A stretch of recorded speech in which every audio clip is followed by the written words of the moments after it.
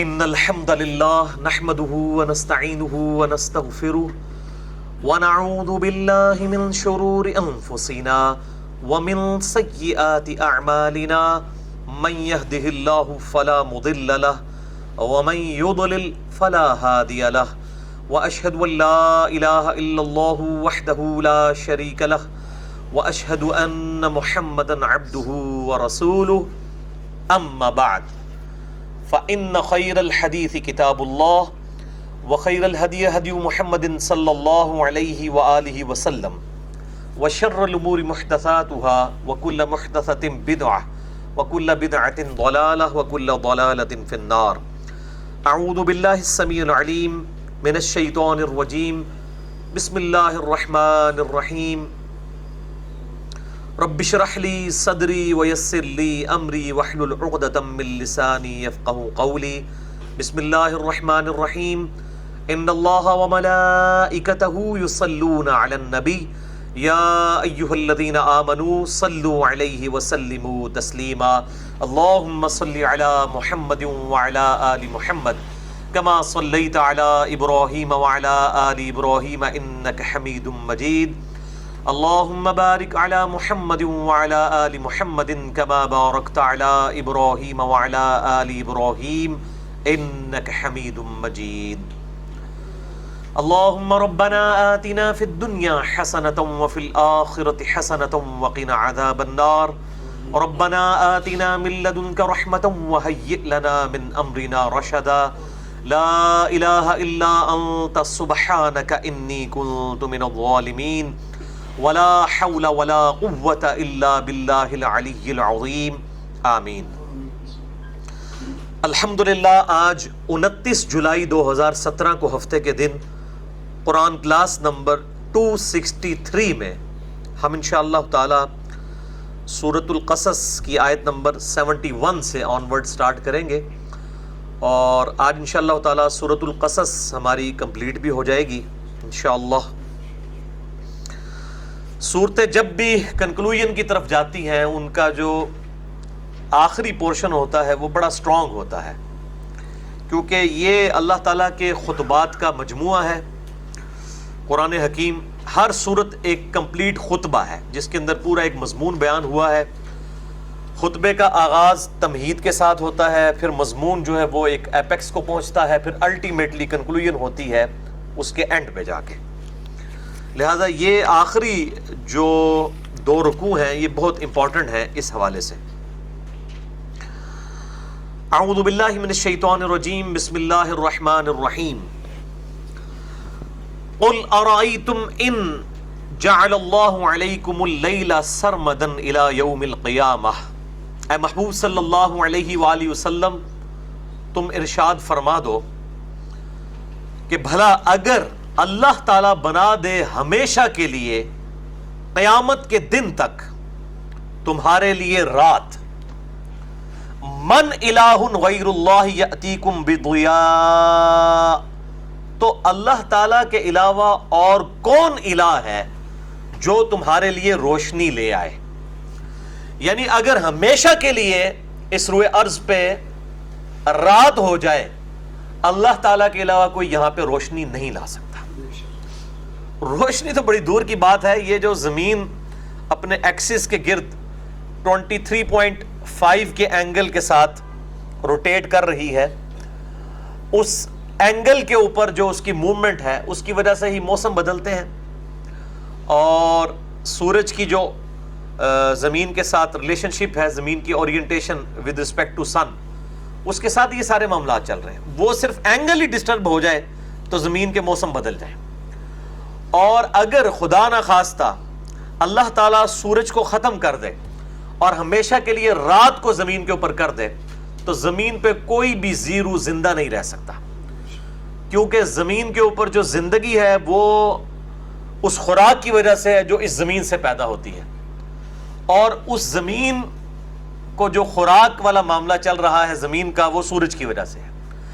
سورج کی روشنی کی وجہ سے فوٹو سنتھسس جسے ہم ضیائی تالیف کہتے ہیں، اس کی وجہ سے پودے اپنی خوراک تیار کرتے ہیں. پودوں کی اپنی نشو و نما بھی سورج کی روشنی کی وجہ سے ہے. اسی جو روشنی کی وجہ سے خوراک جو پودوں کی بنتی ہے اور پودے خود پروان چڑھتے ہیں، ان پودوں کو ہم کھاتے ہیں، انہی کو جانور کھاتے ہیں، جانوروں کا گوشت ہم کھاتے ہیں. یہ پورے کا پورا جو فوڈ سائیکل ہے وہ سورج کے اوپر ڈیپینڈنٹ ہے. اگر سورج ختم کر دیا جائے یا سورج کچھ عرصہ کے لیے غائب ہو جائے اور ہمیشہ کے لیے رات آ جائے دن کی بجائے، تو زمین پہ کوئی زندگی بھی قائم نہیں رہ سکتی، کیونکہ ظاہر ہے کہ پودے اپنی خوراک نہیں بنا سکیں گے، اور جب خوراک ختم ہو جائے گی تو ظاہر ہے کہ زندگی ختم ہو جائے گی. تو اس جملے کی سینسٹیوٹی اور اس جملے کی حساسیت اور کرٹیکلٹی جو آج ہم پہ کھل کے سامنے آئی ہے، آج سے پہلے نہیں آئی تھی. پہلے تو لوگ زیادہ زیادہ یہ سوچتے ہوں گے کہ یار سورج نہیں ہوگا، رات ہوگی تو ہم روشنی کے بغیر کام کیسے کریں گے. پہلے تو لوگوں کو یہ چیزیں نہیں پتا تھی کہ یہ سائنٹیفک جو فیکٹس ہیں، فزیکل فینامنا آف نیچر، یہ سب کے سب سورج کے اوپر ڈیپینڈنٹ ہیں. اب ذرا اس جملے کو اگر غور سے سنیں کہ اے محبوب صلی اللہ علیہ وآلہ وسلم، بھلا ان سے فرماؤ کہ بھلا بتاؤ تو اگر اللہ تعالی ہمیشہ کے لیے قیامت کے دن تک کے لیے تم پر رات ہی کر دے، من الہ غیر اللہ، اللہ کے علاوہ اور کون الہ ہے، یأتیکم بضیاء، کہ تمہارے لیے روشنی لے آئے. افلا تسمعون، کیا تم سنتے نہیں ہو. یعنی یہ اتنا ایک کرٹیکل فینومینا ہے، اتنا یونیورسل ٹروتھ ہے، اس کے اوپر غور و تفکر کرو. اور پھر ساتھ ہی سائملٹینیس کنٹراسٹ، قل ارائیتم ان جعل اللہ علیکم النہار سرمدا الی یوم القیامہ. اے محبوب صلی اللہ علیہ وآلہ وسلم ان سے ارشاد فرماؤ، بھلا بتاؤ تو کہ اگر اللہ تعالی قیامت کے دن تک کے لیے ہمیشہ ہمیش کے لیے تم پر دن کو قائم کر دے، من الہ غیر اللہ یأتیکم باللیل تسکنون فیہ، تو اللہ کے علاوہ اور کون الہ ہے جو تمہارے لیے رات لے آئے کہ تم اس میں آرام کر سکو. افلا تبصرون، کیا تمہیں یہ باتیں سجھانے کے لیے کافی نہیں ہے، تم دیکھتے نہیں ہو. اب یہ بھی بہت امپورٹنٹ چیز ہے. پورا دن بھی کوئی شخص سویا رہے، اس کی جو جسم کی ریکوائرمنٹ ہے اس وقت تک پوری نہیں ہوگی جب تک کہ رات کے وقت میں آرام نہ کرے.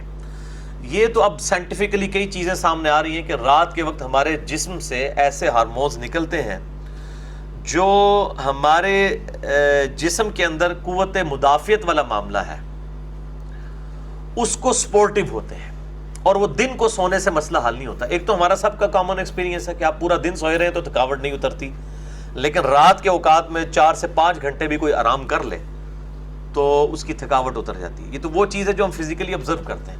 کئی ایک ہڈن چیزیں ہیں جو سائنٹیفک فیکٹس کی وجہ سے نون ہے اب، کہ رات کے اوقات کے اندر جو سونا ہے وہ دن کی اوقات کے اندر سونا اس کے مقابلے میں کبھی ہو ہی نہیں سکتا. کیونکہ رات کے وقت جو شخص آرام کرتا ہے وہ اللہ تعالیٰ نے رات کو چونکہ جبلی طور پر اور فزیکل فینامنا آف نیچر کے کانٹیکسٹ میں بنایا ہی اس اعتبار سے ہے کہ انسان کے جسم کو راحت ملتی ہے رات کے وقت سونے سے. اسی لیے جو لوگ شفٹوں میں جابز کرتے ہیں آپ دیکھیں گے اکثر ان میں سے لوگ جو ہیں وہ وقت سے پہلے بوڑھے ہو جاتے ہیں، اور اس کی کئی ایک ریزنز ہیں. ان میں سے ایک یہ بھی ہے کہ چونکہ دن کا ٹائم جو ہے یہ اللہ تعالیٰ نے تگ و دو کے لیے بنایا ہے، فکر معاش کے لیے، اور رات کا وقت جو ہے وہ سونے کے لیے. تو جب نیچر کو بدلا جائے گا تو اس کے نیگیٹو ایفیکٹس سامنے آئیں گے. تو اللہ تعالیٰ فرماتا ہے کہ اگر ہم قیامت کے دن تک کے لیے تم پر ہمیشہ کے لیے دن ہی دن کر دیں، اللہ کے علاوہ کون سا الہ ہے جو تمہارے لیے رات لے آئے کہ تم اس میں آرام کر سکو. وَمِن رَحْمَتِهِ جَعَلَ لَكُمُ اللَّيْلَ وَالنَّهَارَ، یہ اسی کی رحمتوں میں سے ہے کہ جو اس نے رات اور دن کو بنایا. لِتَسْكُنُوا فِيهِ، کہ رات کے اندر تم سکون حاصل کرو نیند کے ذریعے، وَلِتَبْتَغُوا مِن فَضْلِهِ، اور دن کے اوقات کے اندر اس کا فضل تلاش کرو، یعنی معاش والا معاملہ کرو، وَلَعَلَّكُمْ تَشْكُرُونَ، اور تاکہ تم اس کے شکر گزار بن سکو. یعنی اللہ تعالیٰ کی شکر گزاری یہ الٹیمیٹ ریکوائرمنٹ ہے اللہ تعالیٰ کی اپنے بندوں سے. ایک تو شکر گزاری یہ ہے کہ انسان اپنے زبان سے شکر ادا کرے، ایک ہے فزیکلی اس کے اعضاء شکر ادا کریں. اللہ تعالیٰ کی نعمتوں کے جواب میں اس کے اعضاء اللہ تعالیٰ کی نافرمانی نہ کریں. دی بیسٹ ڈیفینیشن شکر کی یہ ہے کہ جس اللہ نے آنکھیں دی ہیں ان آنکھوں کا شکر یہ ہے کہ ان آنکھوں کے ساتھ اللہ کی نافرمانی نہ ہو. جس اللہ نے جو ہے وہ کان دیے ہیں ان کانوں کے ساتھ اللہ کی نافرمانی نہ ہو. جس اللہ نے ہاتھ دیے ہیں ان ہاتھوں کے ساتھ اللہ کی نافرمانی نہ ہو. اسی طریقے سے جتنے اعضاء ہیں انسان کے جسم میں یہ سب کے سب اللہ تعالیٰ کے تابع فرمان ہو جائیں تو یہ فزیکل پریکٹیکل شکر گزاری ہے. صرف کوئی جو ہے وہ شکر الحمدللہ کہتا رہتا ہے یا اللہ تعالیٰ کی حمد اور تسبیحات بیان کرتا رہتا ہے اور کرتوت اس کے جو ہیں وہ برے ہیں، نافرمانی والے ہیں، تو یہ شکر تو اللہ تعالیٰ کو ایکسیپٹیبل ہی نہیں ہے. یہ تو اس شخص کی مثال ہے کہ جیسا کوئی شخص جو ہے وہ گاڑی ڈرائیو کرتے ہوئے کیپ لیفٹ کہہ رہا ہو اور اس کا اسٹیئرنگ جو ہے وہ رائٹ کی طرف جا رہا ہو تو ٹھوک دے گا سامنے آنے والی گاڑی کو. اگر وہ 2 وے ٹریفک ہے اس روڈ کے اوپر تو صرف زبان سے کہنے کے کہ لیفٹ رہنا ہے یا امریکہ میں رائٹ پہ رہنا ہے تو وہ اس سے کام نہیں چلے گا، بلکہ فزیکلی اس کے اوپر ایکٹ بھی کرنا ہوگا. تو یہ 1 وے ٹریفک نہیں ہے. گاڈ کو جو رسپانس کرتا ہے اللہ تعالیٰ اس کو پھر رسپانس فرماتا ہے. تو یہ بہت زبردست چیز ہے کہ یہ اللہ کی رحمتوں میں سے ہے، دن اور رات کا آنا جانا. اور یہ جو آلٹرنیٹیولی اللہ تعالیٰ نے یہ سائیکل طے کیا ہے یہ انسان کے اختیار میں نہیں ہے.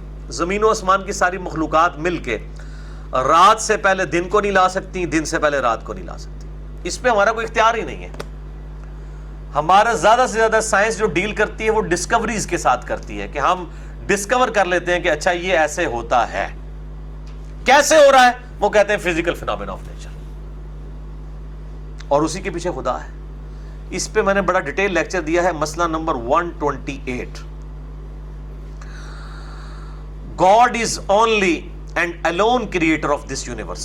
خدا ہی واحد اور یکتا پیدا فرمانے والا ہے اس کائنات کا.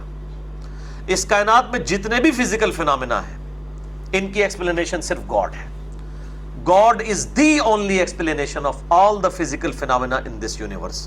اس کائنات میں ہونے والا ہر جو فزیکل فینومینا ہے جو ہم آبزرو کرتے ہیں اس کی واحد ایکسپلینیشن یہ ہے کہ خدا کے کرنے سے ہو رہا ہے. انسان کے تو اختیار میں کچھ بھی نہیں. ہم تو صرف ڈسکور کرتے ہیں، دریافت کرتے ہیں کہ ایسا ہوتا ہے. ہم دریافت کرتے ہیں کہ جی پودے جو ہیں وہ فوٹو سنتھسس کے ذریعے اپنی خوراک تیار کرتے ہیں.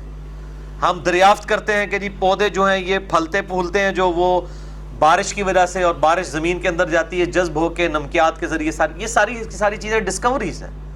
ہمارا اس میں کوئی کنٹریبیوشن تو کچھ بھی نہیں ہے. اس نیچر میں جو کچھ ہو رہا ہے ہم اس کو صرف آبزرو کر کے آگے بیان کر رہے ہوتے ہیں، اس سے زیادہ کچھ بھی نہیں. تو یہ سب کی سب چیزیں اللہ تعالیٰ کے اختیار میں ہیں.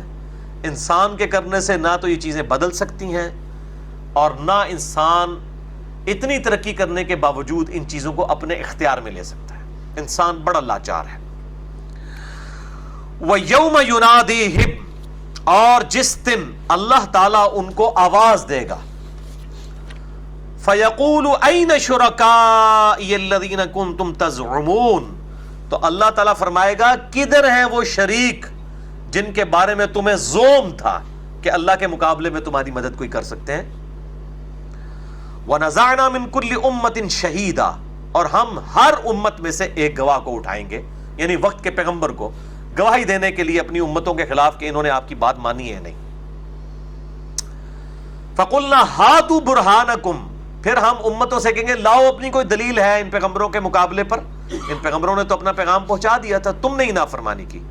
ہاتوا برہانکم فعلموا ان الحق للہ، پھر قیامت والے دن وہ جان لیں گے کہ بے شک حق اللہ ہی کے ساتھ ہے، اللہ ہی کے لیے ہے.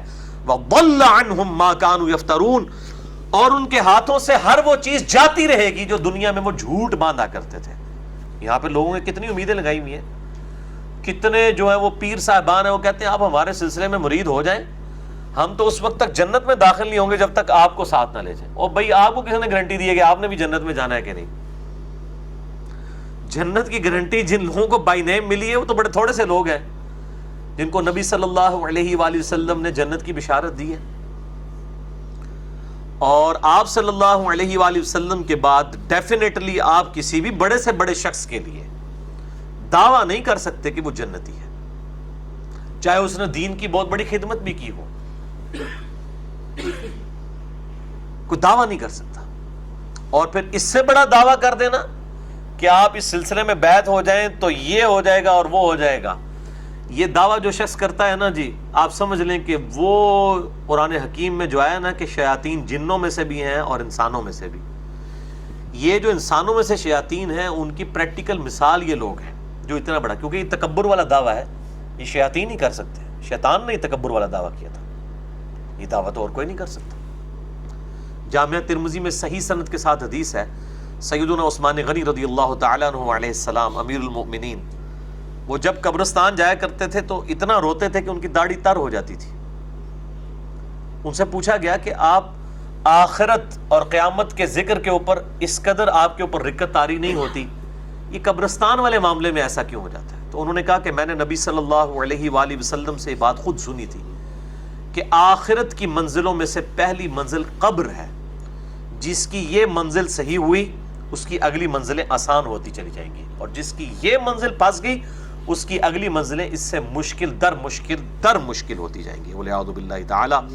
اللہم انی اعوذ بک من عذاب جہنم ومن عذاب القبر ومن فتنة المحیا والممات ومن شر فتنة المسیح الدجال. آمین. اللہم اجرنا من النار، اللہم اجرنا من النار، اللہم اجرنا من النار. اللہم من احییتہ منا فاحیہ علی الاسلام ومن توفیتہ منا فتوفہ علی الایمان. آمین. یہ وہ لوگ ہیں جن کو جنت کی گارنٹیاں ملی ہوئی ہیں. عقل نہ ہوئے تھے موجہ ہی موجہ، عقل ہوئے تھے سوچا ہی سوچا.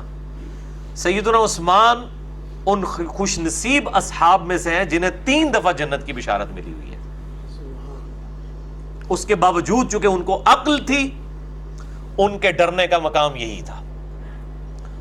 اور جن لوگوں کو عقل نہیں ہے وہ آپ ان کی آپ گفتگو سنیں، وہ کہتے ہیں جناب اللہ تعالیٰ چاہے تو چھوٹی سی بات پہ بخش سکتا ہے، لیکن یہ کبھی نہیں کہتے ہوئے آپ کو سنائی دیں گے کہ یار اللہ تعالیٰ چاہے تو چھوٹی سی بات پہ پکڑ بھی سکتا ہے، بندے کو ہر وقت ڈرتے رہنا چاہیے. یہ کوئی نہیں کرتا بات. کتنی بڑی بےایمانی ہے، اور اپنے ساتھ بےایمانی، کسی کے ساتھ کیا.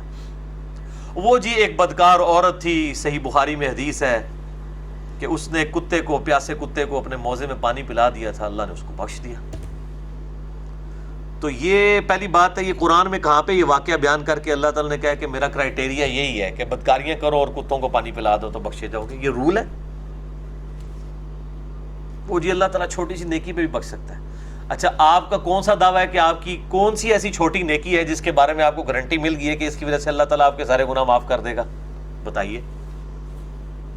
اور اسی بخاری اور مسلم میں حدیث ہے کہ ایک بڑی نیکوکار عورت تھی، اس نے ایک بلی کو قید کر دیا اور وہ بھوکی پیاسی مر گئی. نبی صلی اللہ علیہ وآلہ وسلم نے فرمایا کہ وہ عورت دوزخ میں ہے. نیکوکار ہونے کے باوجود اس کی چھوٹی سی غلطی کسی انسان کے ساتھ نہیں، ایک جانور کے ساتھ کی ہوئی ایسی گرفت میں آئی کہ وہ دوزخ میں ہے. تو اللہ تعالیٰ چھوٹی سی بات میں پکڑ بھی لیتا ہے.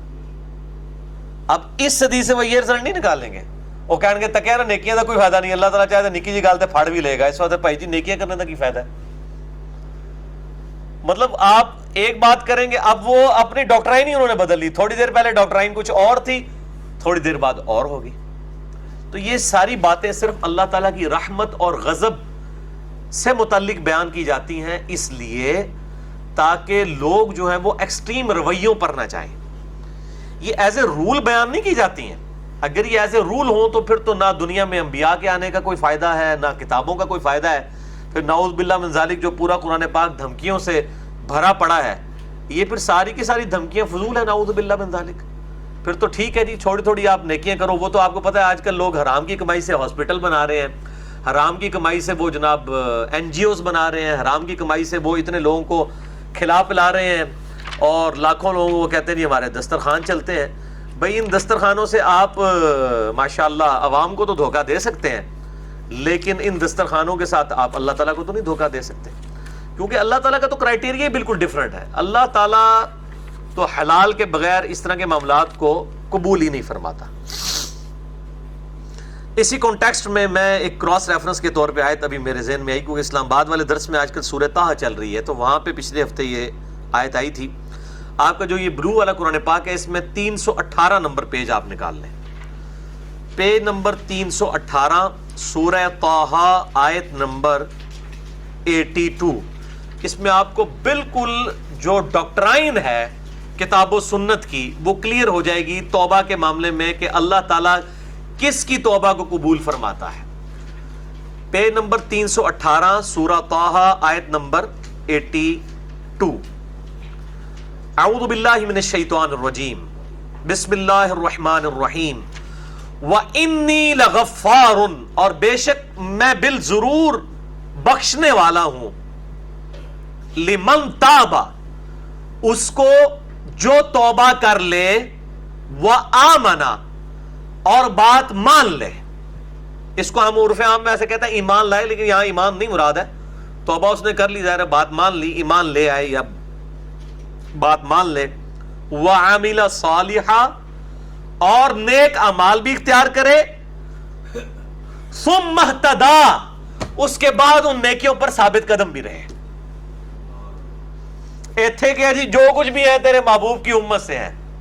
ایک کتنے لکھے ہیں قرآن و حدیث پائی کہ اس کی بنیاد کے اوپر آپ باغی ہو جائیں.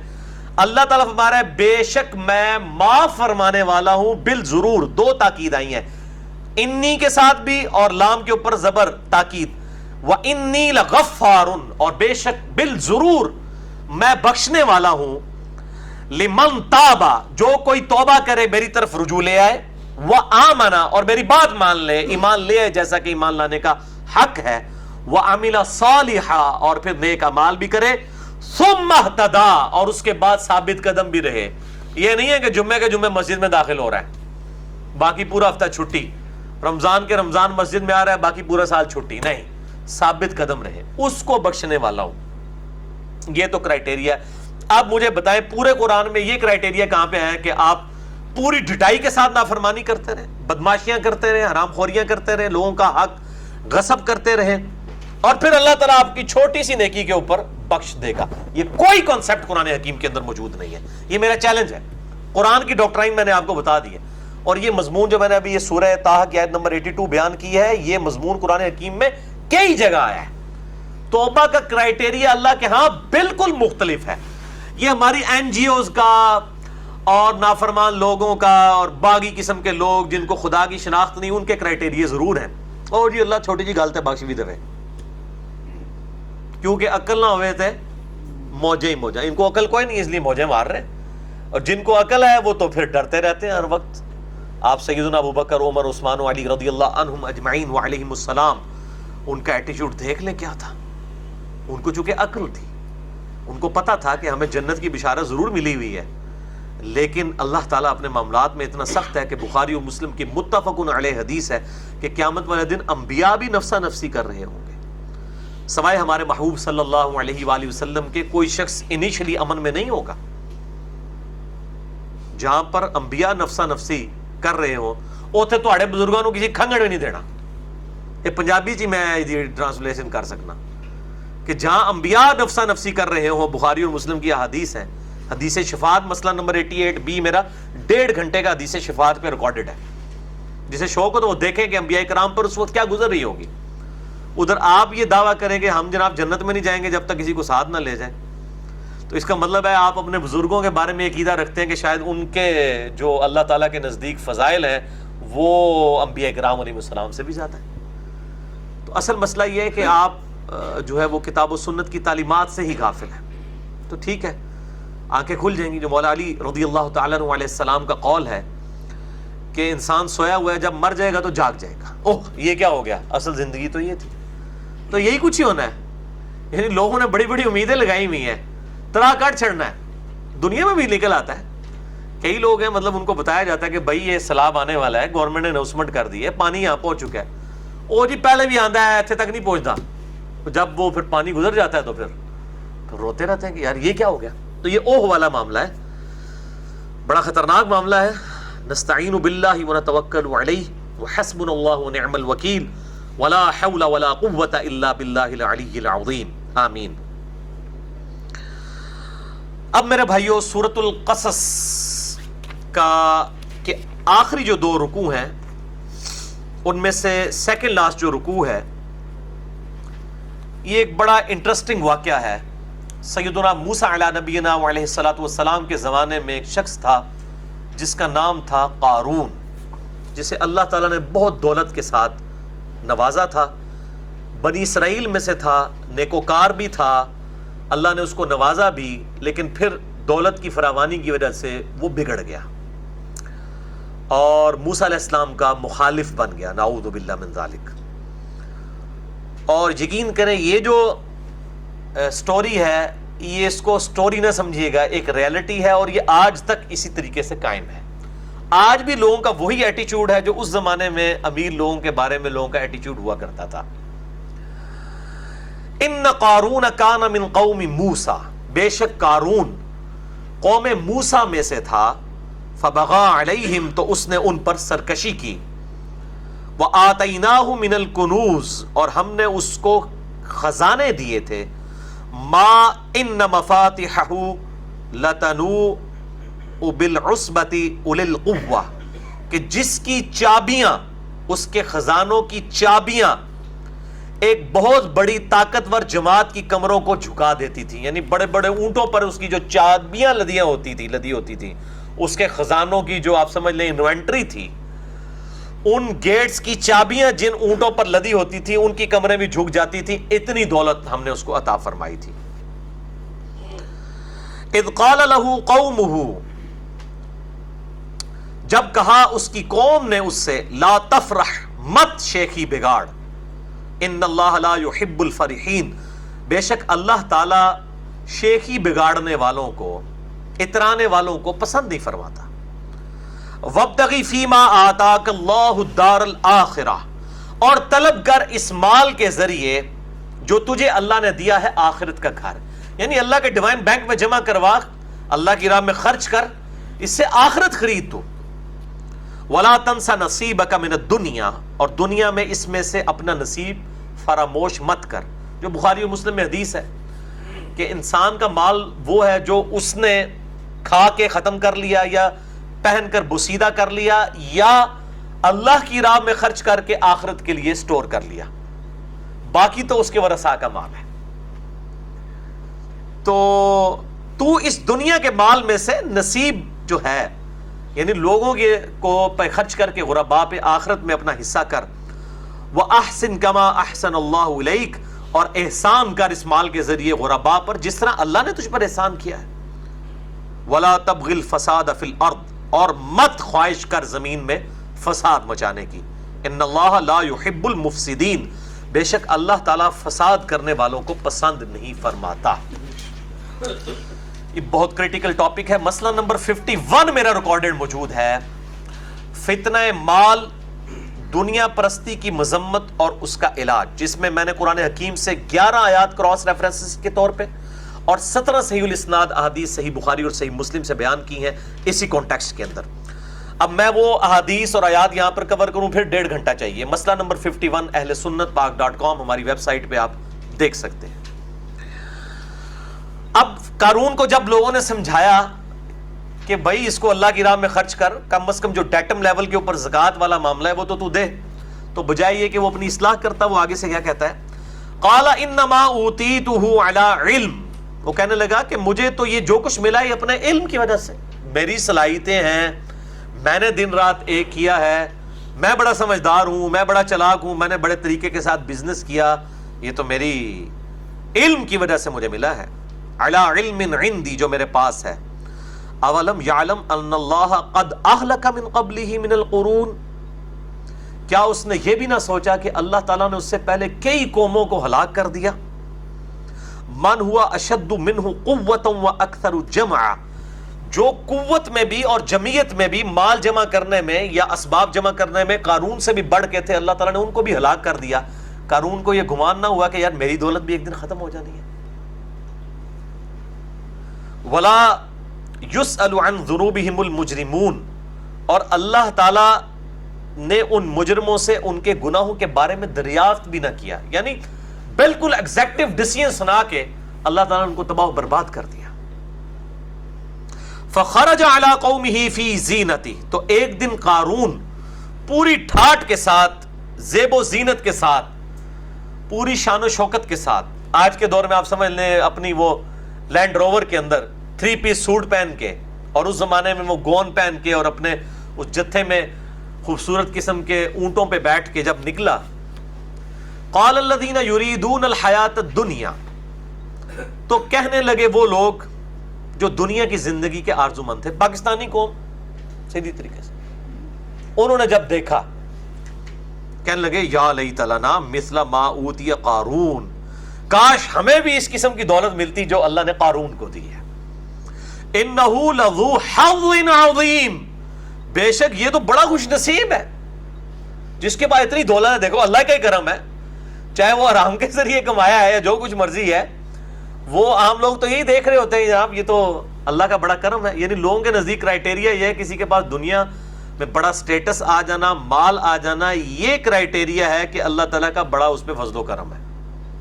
اللہ کے نزدیک تو یہ کرائٹیریا نہیں ہے، ورنہ تو اللہ تعالیٰ اپنے انبیاء کو اس معاملے میں یہ کرتا۔ بخاری اور مسلم کی حدیث ہے، نبی علیہ السلام نے فرمایا کہ میری خواہش ہے کہ محمد اور آل محمد صلی اللہ علیہ وآلہ وسلم کو بس اتنا ہی رزق دیا جائے کہ ان کی روح اور جسم کا رشتہ برقرار رہے، سبسسٹنس لیول کے اوپر۔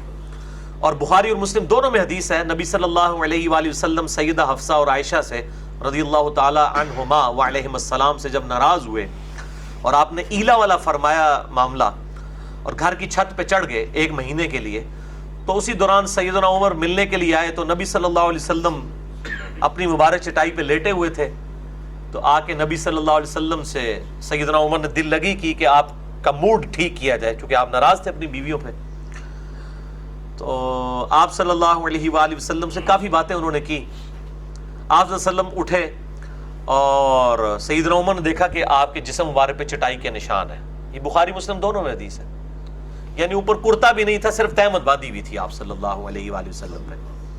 سیدنا عمر نے رونا شروع کر دیا، یا رسول اللہ صلی اللہ علیہ وآلہ وسلم، کیسر و کسرا، رومن اور پرشین امپائر کے ہیڈز دنیا کے مزے لوٹ رہے ہیں اور آپ اللہ کے رسول ہو کے اس حال میں ہیں۔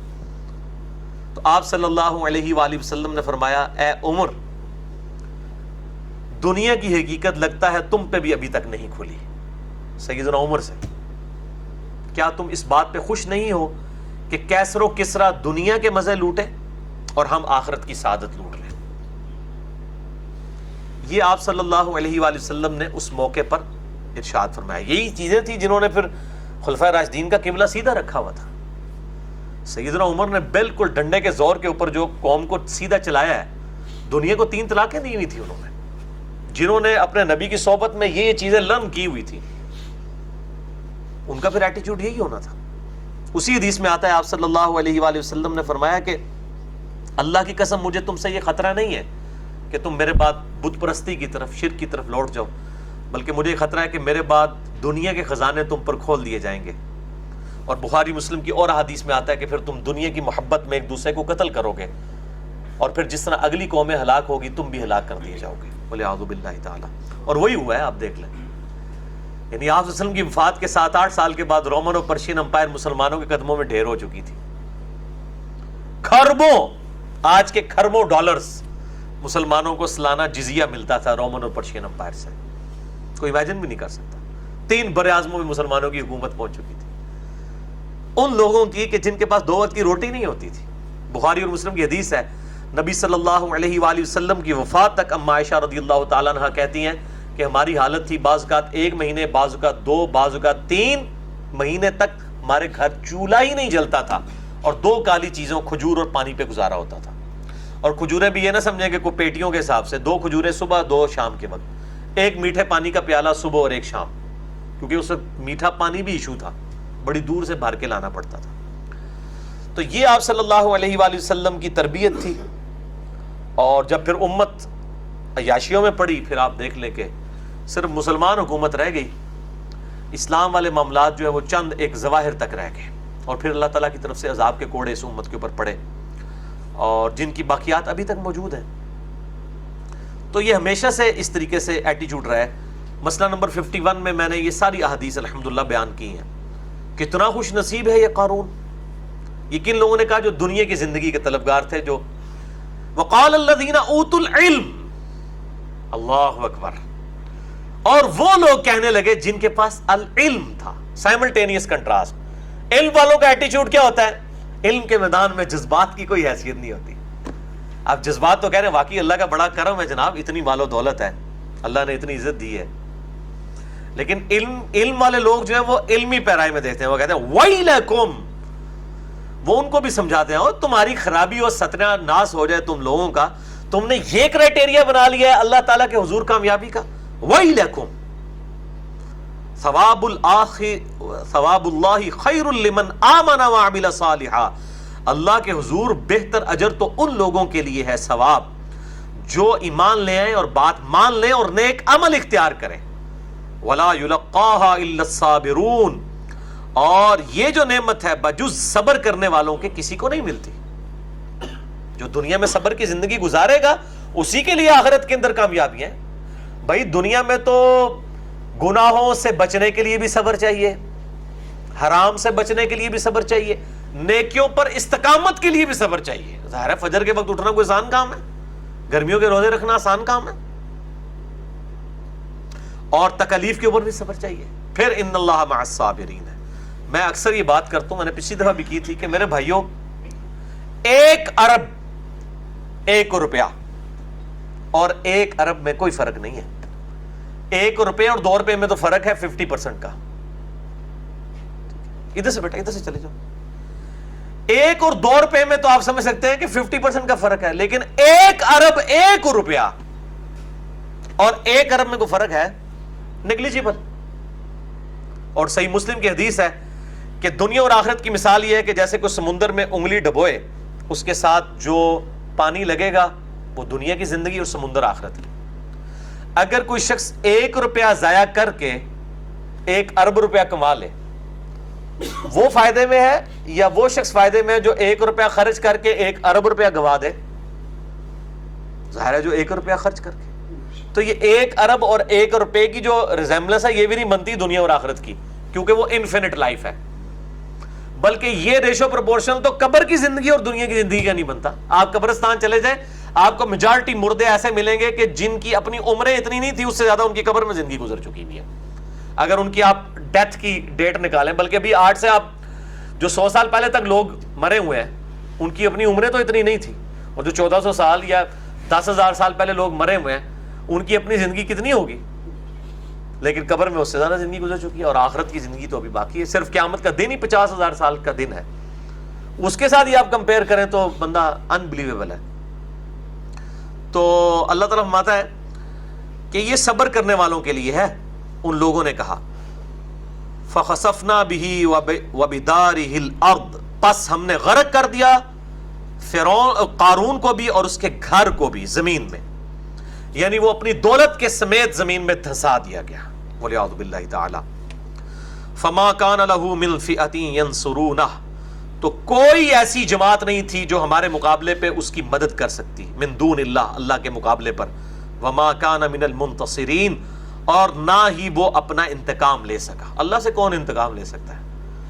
وَأَصْبَحَ الَّذِينَ تَمَنَّوْا مَكَانَهُ بِالْأَمْسِ، اب وہ لوگ جنہوں نے کل تک تمنا کی تھی کہ اسی بھی اس طرح دے امیر ہوندے، جب انہوں نے دیکھا کہ اپنی دولت کے سمیت دھسا دیا گیا زمین میں، انہوں نے صبح اس حال میں کی کہ وہ آرزو کر رہے تھے، یقولون وَيْكَأَنَّ اللَّهَ يَبْسُطُ الرِّزْقَ لِمَن يَشَاءُ مِنْ عِبَادِهِ وَيَقْدِرُ، اوہ اب پتا چلا کہ اللہ تعالیٰ جسے چاہتا ہے رزق کشادہ دیتا ہے، جسے چاہتا ہے تنگ کر لیتا ہے. یعنی رزق کا زیادہ یا کم ہونا اس کی بزرگی کی اللہ کے حضور کامیابی کی دلیل نہیں ہے.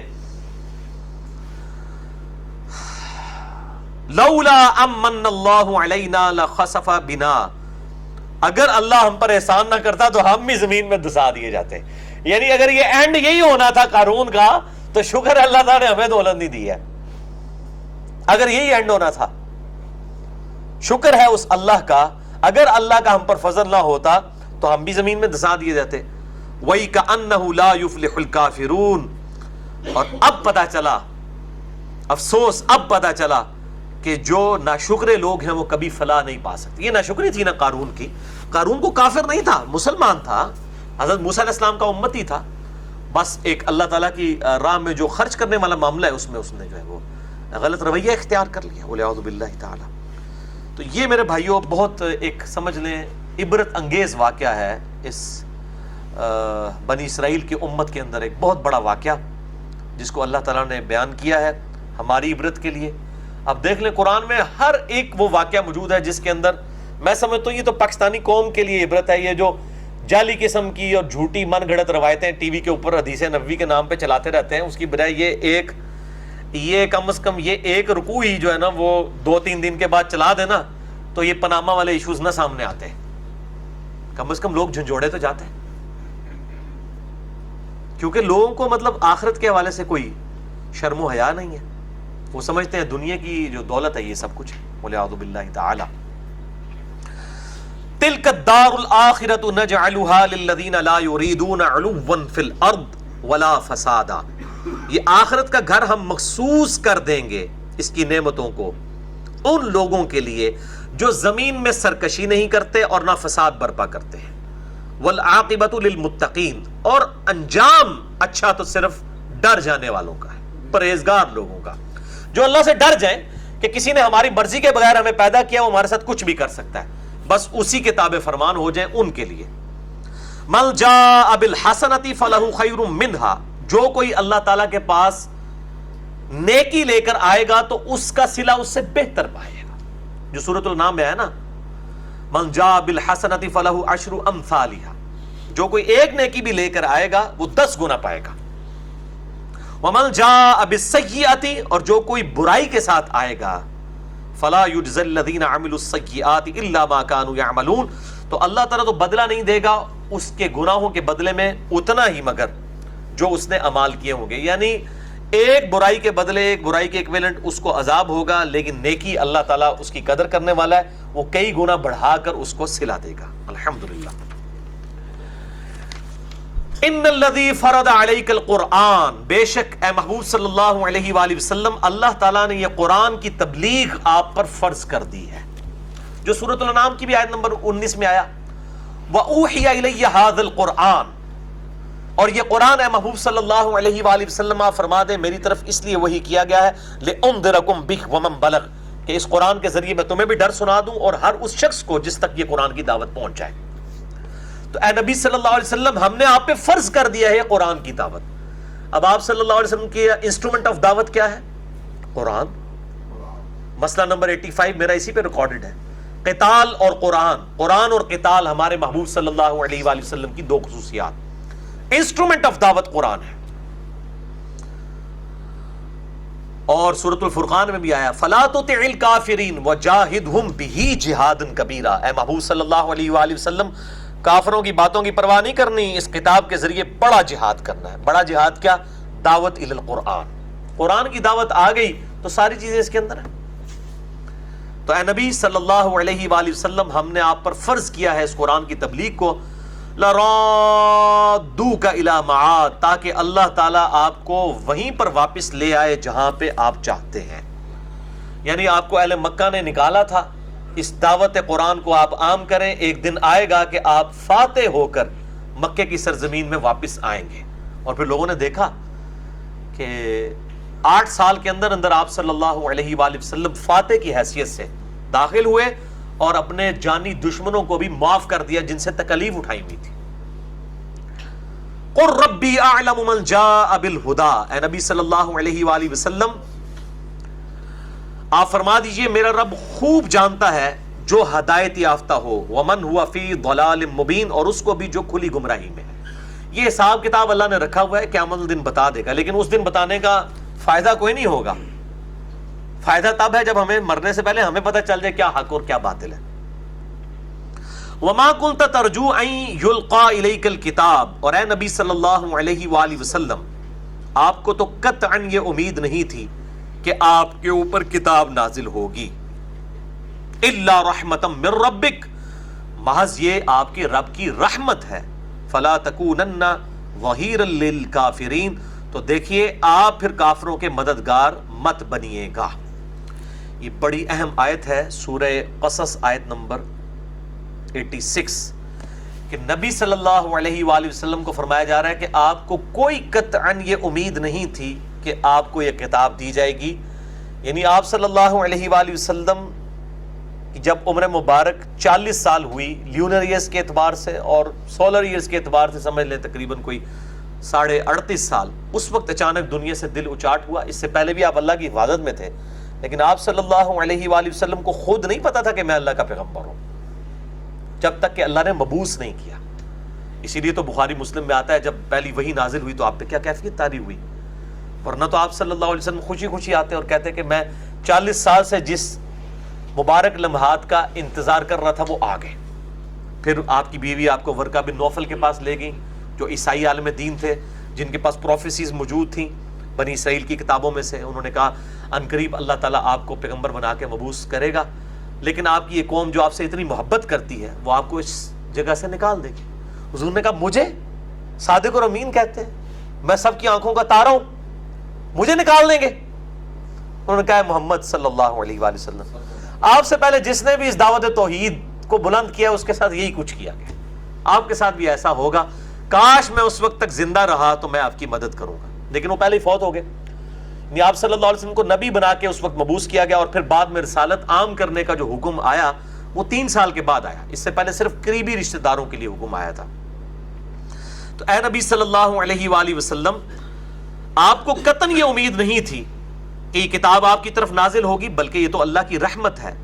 تو آپ کافروں کے مددگار مت بنیے گا. وَلَا يَصُدُّنَّكَ عَنْ آيَاتِ اللَّهِ، اور خیال رہے وہ ہرگز نہ روکیں آپ کو اللہ کی آیات سے. بعد اذ انزلت الیک، بعد اس کے کہ وہ آیات آپ پر نازل ہو چکی ہیں. کافر آپ کو اس سے بھجلا نہ دیں اس راہ حق سے. وَادْعُ إِلَىٰ رَبِّكَ وَلَا تَكُونَنَّ مِنَ الْمُشْرِكِينَ، اور آپ لوگوں کو بلائیے اپنے رب کی طرف اور آپ شرک کرنے والوں میں شامل نہ ہوئیے گا. وَلَا تَدْعُ مَعَ اللَّهِ إِلَٰهًا آخر، اور مت آپ پکاریے گا اللہ تعالیٰ کے ساتھ کسی اور الہ کو. لا الہ الا ہو، نہیں ہے کوئی معبود سوائے اس کے. کل شیء ہالک، ہر شے کو فنا ہے. الا وجہہ، سوائے اس ذات کے. ویسے لفظی ترجمہ ہے سوائے اس کے چہرے کے، یعنی یہاں پہ چہرے کی تعویل ظاہر ہے ذات کے اعتبار سے ہوگی. مسئلہ نمبر 41 میرا اسماء و صفات کے حوالے سے ریکارڈڈ موجود ہے، میں آج اس ڈیٹیل میں نہیں جاؤں گا. لہ الحکم، اسی کے لیے ہے حکمرانی. وَإِلَيْهِ تُرْجَعُونَ، اور تمہیں لوٹ کر اسی کی جانب جانا ہے. یہ سورۃ القصص کمپلیٹ ہوئی. اب یہ جو ٹاپک ڈسکس ہوا ہے، ابھی ہمارے تقریباً 10 منٹ باقی ہیں. میں چاہ رہا ہوں کہ اسی کے لیے کراس ریفرنس کے طور پہ سورہ الشورى کا آخری رکوع نکال لیں. پارہ نمبر 25 میں سورہ شورى، سورت نمبر 42 الشورى. مشورہ، آپ کے اس بلو والے قرآن پاک پہ پیج نمبر ہے 489 سیکنڈ لاسٹ آیت ہے. 489 سیکنڈ لاسٹ آیت ہے سورہ الشورى، آیت نمبر 51، 52 اور 53. یہ آخری 3 آیات ہیں سورہ الشورى کی. وَمَا كَانَ لِبَشَرٍ، اور کسی بھی انسان کے لیے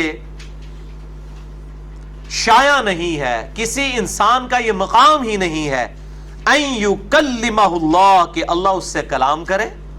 الا، مگر یہ وحیًا، کہ اللہ اس پہ وحی نازل فرمائے گا. او من وراء حجاب، یا پردے میں اس سے گفتگو کرے گا، جس طرح کہ حضرت موسیٰ علیہ السلام کے ساتھ کی. او یرسل رسولا، یا اس کی طرف کوئی رسول یعنی کوئی فرشتہ بھیجے. یہ 3 موڈ ہیں وحی کے. یا تو اللہ تعالیٰ اس کے دل میں القاء کرے گا، یا اللہ تعالیٰ پردے میں گفتگو کرے گا، یا اس کی طرف کوئی فرشتہ بھیجے گا. فَيُوحِيَ بِإِذْنِهِ مَا يَشَاءُ، پس وہ وحی کرے گا اس کے اذن سے جو وہ چاہے گا. یعنی وہ فرشتہ اپنی مرضی نہیں ہوگی، اللہ کی مرضی کے ساتھ وہ وحی کر دے گا اس نبی کے دل پر. اِنَّهُ عَلِيٌّ حَكِيمٌ، بے شک اللہ تعالیٰ بہت بلند ہے، حکمت والا ہے. انسان کی تو اوقات ہی نہیں ہے کہ اللہ تعالیٰ ڈائریکٹ اس کے ساتھ کلام کرے، سوائے اس کے کہ اللہ تعالیٰ اس کے دل میں وحی ڈالے، حجاب میں بات کرے، یا اس کی طرف کوئی فرشتہ بھیجے. وَكَذَلِكَ أَوْحَيْنَا، اور اسی طریقے سے اے نبی صلی اللہ علیہ وآلہ وسلم ہم نے آپ کی طرف بھی وحی کی. روحًا مِّنْ أَمْرِنَا، اپنی طرف سے روح، یعنی یہ قرآن، روح قدس کے ذریعے. مَا كُنْتَ تَدْرِي مَا الْكِتَابُ وَلَا الْإِيمَانُ، آپ صلی اللہ علیہ وآلہ وسلم اس قرآن کے نزول سے پہلے نہ تو کتاب کو جانتے تھے اور نہ ہی ایمان کو، ایمان کی تفصیلات. ایک تو بیسک لیول کا ایمان ہے نا، ایک گاڈ کو ماننا، وہ تو ٹھیک. ایمان کی تفصیلات کیا، تقاضے ہیں ان کی، ڈیٹیلز کیا ہیں، اس قرآن کے نزول سے پہلے آپ نہیں جانتے تھے. ما کنت تدری ما الکتاب ولا الایمان، آپ نہ کتاب کو جانتے تھے نہ ایمان کو. ولیکن، لیکن جعلناہ نورا نہدی بہ من نشاء من عبادنا، ہم بنا دیتے ہیں اپنی طرف سے نور ہدایت اپنے بندوں میں سے جس کے لیے چاہتے ہیں. یعنی یہ نور ہدایت آپ کی طرف آیا جو صحیح بخاری میں حدیث ہے کہ سیدنا ابوبکر صدیق رضی اللہ تعالیٰ عنہ کا خطبہ ہے صحیح بخاری کے اندر، کتاب الاعتصام بالکتاب والسنہ چیپٹر میں، کہ انہوں نے کہا کہ نبی صلی اللہ علیہ وسلم کو اللہ تعالیٰ نے اس قرآن کے ذریعے کامل ہدایت عطا فرمائی، اور اب ہماری ہدایت کا ذریعہ بھی قیامت تک کے لیے اللہ کی کتاب ہے. تو اس نبی صلی اللہ علیہ وآلہ وسلم کو ہم نے اس کامل ہدایت تک پہنچا دیا. وجدک ضالا فہدی، ہم نے آپ کو اپنی محبت میں خود رفتہ پایا تو کمال میں ہدایت کی اعلیٰ ترین منزل تک پہنچا دیا. وَإِنَّكَ لَتَهْدِي إِلَىٰ صِرَاطٍ مُسْتَقِيمٍ، اور بے شک اے محبوب صلی اللہ علیہ وآلہ وسلم اس قرآن کی وجہ سے اب آپ بھی لوگوں کو ہدایت کی طرف رہنمائی کرتے ہیں. یعنی آپ جو ہے وہ اِنَّا أَرْسَلْنَاكَ شَاهِدًا وَمُبَشِّرًا وَنَذِيرًا وَدَاعِيًا إِلَى اللَّهِ بِإِذْنِهِ وَسِرَاجًا مُنِيرًا، اب آپ بھی ویسے چمکدار سورج بن چکے ہیں جو لوگوں کے لیے ہدایت کا ذریعہ ہے. قرآن کے ذریعے اللہ تعالیٰ نے آپ کو کامل ہدایت عطا فرمائی، اور اب بے شک آپ بھی لوگوں کو سیدھے راستے کی طرف ہدایت دیتے ہیں. صراط اللہ الذی لہ ما فی السماوات وما فی الارض، اس اللہ کی راستے کی طرف کہ جو کچھ آسمانوں میں ہے اور جو کچھ زمین میں ہے اس کا مالک وہی اللہ ہے. الا الی اللہ تصیر الامور، آگاہ ہو جاؤ بے شک اللہ ہی کی طرف سارے کاموں کو لوٹ کر جانا ہے. یہ بھی دیکھ لیں سورہ الشورى کی کنکلوژن ہے، کتنا کریٹیکل ٹاپک ہے. وحی کے ٹاپک پہ یہ ضربہ سنام ہے، قرآن حکیم کا ایپیکس ہے کہ وحی کے موڈ کیا ہیں اور اللہ تعالیٰ کس طریقے سے اپنے نبیوں تک بات پہنچاتا ہے. میرے پاس جہلم شہر میں ایک بہت بڑے ڈاکٹر ہیں، اسکن اسپیشلسٹ، بس آپ کو پتہ چل گیا ہوگا میں کن کا ذکر کر رہا ہوں. تو وہ میرے پاس آئے اور مجھے وہ کہنے لگے جی بیٹا علی مجھے بتائیں آپ کا کیا عقیدہ ہے. وہی جو ایک بریلوی مکتبہ فکر سے تھے نا، تو وہ ان کو بتایا جاتا ہے کہ جی وہ جو ہم لوگ ہیں وہ نبی کو پیدائشی نبی مانتے ہیں، اور یہ لوگ کہتے ہیں 40 سال بعد نبوت ملی. تو یہ وہ ساری وہ بحثیں کرنا چاہ رہے تھے. تو میں نے کنز الایمان اٹھایا، امام احمد بریلوی المتوفی 1340 ہجری کا ترجمہ. میں نے کہا جی یہ قرآن پاک آپ کا قرآن پاک ہے. ظاہر آپ تو مولویوں نے قرآن بھی تو اپنے بنا لی ہے نا، کسی کا بیان القرآن ہے تو کسی کا کنز الایمان ہے تو کسی کا ضیاء القرآن ہے. تو اس طرح ہم لوگوں کے اپنے اپنے، ہمارے نزدیک تو سارے ترجمے ایک ہی ہیں، ہم تو 19-20 کے فرق کے ساتھ کوئی فرق نہیں سمجھتے الفاظ کے چناؤ میں. میں نے کہا یہ کنز الایمان شریف ہے، سورہ الشورى کا یہ رکوع جو میں نے آپ کو پڑھایا ہے. میں نے کہا یہ میں ترجمہ لفظ بلفظ امام احمد بریلوی صاحب کا پڑھ کے سناتا ہوں، جو اس میں احمد بریلوی صاحب نے ترجمہ کیا وہ میرا عقیدہ ہے. تو جب میں ان کو یہ آیات پڑھ کے سنائی تو ان کا رنگ فق ہو گیا. میں نے کہا جی اس سے کیا رزلٹ نکلتا ہے آپ بتا دیجئے. پھر میں نے ان کو بتایا بھی بخاری مسلم میں حدیث ہے، سیدہ خدیجہ رضی اللہ تعالیٰ عنہ اور نبی علیہ السلام والا جو معاملہ ہوا، آپ نے کہا مجھے کمبل اڑا دو، پھر وہ آیت نازل ہوئی یا ایھا المزمل، اور یہ سارے معاملات ہوئے. میں نے کہا اگر آپ صلی اللہ علیہ وسلم کو اس حوالے سے 40 سال سے یہ انتظار ہوتا تو آپ پہ یہ کیفیت تو نہ طاری ہوتی. تو وہ خیر الحمدللہ مان گئے. اس وقت تو مان کے اٹھے، مجھے بات کا نہیں پتا، بات کا معاملہ اللہ کے سپرد ہے، لیکن اس ٹائم انہوں نے یہ بات مان لی کہ واقعی ایسا ہے. میں نے کہا اب آپ دیکھ لیں کہ پورے ایک مکتبہ فکر کو بالکل غلط عقیدہ بتایا گیا. ہاں وہ جزوی درست ہے کہ نبی مبعوث ہونے سے پہلے بھی اللہ کی حفاظت میں ہوتا ہے، اس سے گناہ کبیرہ کا ظہور نہیں ہوتا، وہ اللہ کی اسپیشل پروٹیکشن میں ہوتا ہے. لیکن مبعوث وہ اسی وقت ہوتا ہے جب اللہ تعالیٰ اسے مبعوث کرتا ہے. موسیٰ علیہ السلام کو بھی اللہ تعالیٰ نے 40 سال کی عمر میں کیا. سورہ طٰہٰ میں، سورہ قصص میں پڑھ کے دیکھ لیں کہ کس طرح ڈر گئے جب ان کی پہلی ملاقات اللہ تعالیٰ کے ساتھ ہوئی حجاب کے اندر ہی. تو پھر اللہ نے فرمایا کہ ہم نے تجھے چن لیا ہے نبوت کے لیے. انہوں نے آگے سے نہیں کہا کہ ہاں یا اللہ میں تو بچپن سے انتظار کر رہا تھا کہ کب آپ سے ملاقات ہوگی. ٹھیک ہے، تو یہ اللہ تعالیٰ اسپیشل پروٹیکشن میں رکھتا ہے، لیکن مبعوث کرتا ہے. پہلے وہ ڈائنامک لائف پروفٹ گزارے ہوتے ہیں، پھر ان کو اس میں سے اٹھایا جاتا ہے تاکہ اللہ تعالیٰ چیز ثابت کرے کہ اللہ تبارک و تعالیٰ ہر چیز کے اوپر قادر ہے، وہ جو چاہے کر سکتا ہے. ایک ایسے شخص کو جو یتیم ہے، اور ایسا شخص کے جس کو باپ کی شفقت نہیں ملی ہے، ماں کی محبت اس طریقے سے نہیں ملی ہے، اور اس شخص کو اللہ تعالیٰ نے، اور جو کسی سے دنیاوی تعلیم پڑھا ہوا بھی نہیں ہے، کوئی یونان میں بھی نہیں پیدا ہوا جو اس وقت علم کا گڑھ تھا، اور عرب کی امیین میں پیدا ہوا ہے، اور اللہ تعالیٰ اس کے ذریعے جو ہے وہ ہزاروں سال کی بڑی بڑی سلطنتیں، رومن اور پرشین امپائر الٹنے والا ہے، اور صرف چند سالوں کے اندر 3 براعظموں میں اس کی دعوت پھیلنے والی ہے، جو مسند احمد میں صحیح سند کے ساتھ حدیث ہے۔ دلائل النبوہ امام بیہقی کی کتاب میں موجود ہے کہ آپ صلی اللہ علیہ وآلہ وسلم نے فرمایا، میں دعائے ابراہیم ہوں، میں عیسیٰ علیہ السلام کی بشارت ہوں، اور میں اپنی ماں کا خواب ہوں جو انہوں نے پیدائش کے وقت دیکھا کہ ان کے لیے ایک نور ظاہر ہوا جس سے شام کے محلات بھی روشن ہو گئے۔ یعنی آپ کی والدہ کو یہ بات دکھا دی گئی تھی کہ یہ آپ کا بیٹا غیر معمولی صلاحیتوں والا ہے، لیکن ظاہر ہے یہ چیز کلیئر نہیں تھی کسی کو کہ یہ پیغمبر بنیں گے۔ ظاہر ہے کہ دنیا میں کئی جنگجو بادشاہ بھی ہوئے جنہوں نے مطلب کتنی امپائرز جو ہیں وہ قائم کی ہیں، یہ اس لیول تک کلیئرنس کسی کو نہیں تھی کہ آپ صلی اللہ علیہ وآلہ وسلم کے ساتھ یہ معاملہ ہونے والا ہے۔ اور یہ سورہ قصص کی آیات بھی اور سورہ الشورى کی آیات بھی بالکل عقیدہ واضح کر دیتی ہیں۔ باقی ہمارا کام صرف لوگوں کو سمجھانا ہے، کسی نے بات ماننی ہے مانے، نہیں ماننی بری لگتی ہے، اس کا دل نہیں مانتا، اس کے اپنے فرسودہ نظریات جو آباء و اجداد سے چلتے آ رہے ہیں وہ انہی کو ہی صحیح سمجھتا ہے، تو بھئی گھوٹ کے کسی کو گھول کے حق تو نہیں پلایا جا سکتا، صرف بتایا ہی جا سکتا ہے، ایک رونا ہی رویا جا سکتا ہے، باقی جب مرنے کے بعد خود بخود حق واضح ہو جائے گا الحمدللہ۔ اور جو بندہ بات ماننا چاہتا ہے اس کے لیے قرآن میں ہدایت ہے، اور جو بات نہیں ماننا چاہتا اس کو تو اللہ تعالیٰ نے فرما دیا ہے کہ ایسے شخص کو تو تم چھوڑ دو، اے نبی صلی اللہ علیہ وسلم، وَيَتَجَنَّبُهَا الْأَشْقَى، جو شقی ہو چکا ہے، بدبخت، آپ کی بات نہیں سننا چاہتا، اس شخص کو آپ چھوڑ دیں۔ وَيَتَجَنَّبُهَا الْأَشْقَى الَّذِي يَصْلَى النَّارَ الْكُبْرَى، ایسے شخص کو ہم اس بڑی آگ پہ پیش کریں گے، ثُمَّ لَا يَمُوتُ فِيهَا وَلَا يَحْيَا، پھر وہ اس کے بعد نہ زندوں میں ہوگا نہ مردوں میں۔